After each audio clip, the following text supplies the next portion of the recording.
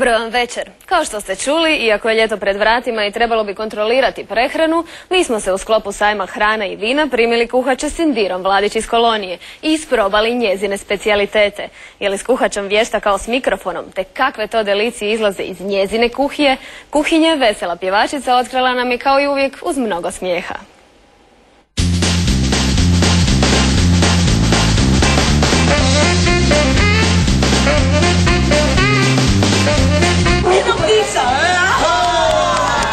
Da li ti znaš kad ja kuham šta je to u kuhinji? To je 50.000 lonaca na sve strane.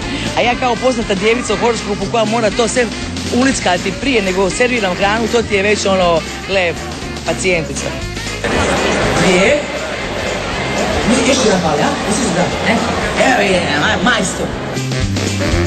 Mi razvedene žene, mi moramo paliti, mi moramo toliko se dati u tom kuhanju, jer znaš kako ide ljubav, ljubav ide preko želuca. Želuca, tako je. Tako da jednostavno ja moram da sve u sebe pa da nekog mačora uvatim, znaš.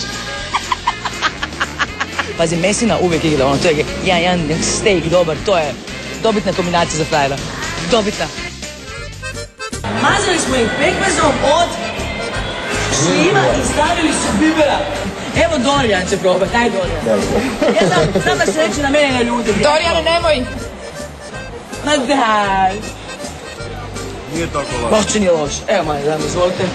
Naprimjer, kada pravim džobanac, svi padaju u nesvijest, ono gori im iz usta.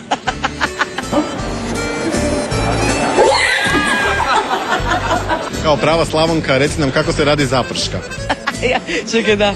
Pa inače mi bismo to u Slavoniji, ja bi to na masti, jel tako? Malo bi neko stavila masti u taviću, zagrijala mast, onda bi stavila brašno, jel tako? Malo onako to, malo brašno mora da požuti i sup u grah. A paprika? Juče zaboravila sam papriku. Tajna ptica!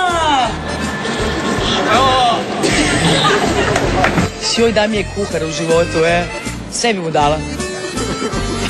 Djecu, mislim, novce od gaže, sve bi mu dala, to sam mislila. A ne smij se, Dorijan, to sam mislila.